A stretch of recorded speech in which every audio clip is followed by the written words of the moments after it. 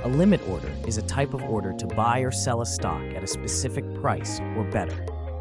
This trading tool allows you to control the price at which you're willing to enter or exit a position, providing a strategic advantage.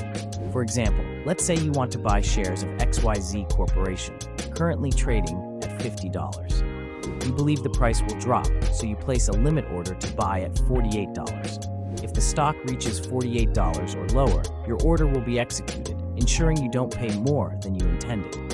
However, if the price never drops to your limit, the order will remain unfilled, which can be a risk if the stock continues to rise. Limit orders are also useful for selling. If you own shares of XYZ and want to sell them when the price reaches $55, you can set a limit order at that price. Your shares will only be sold if the market price hits $55 or higher, allowing you to maximize your profit.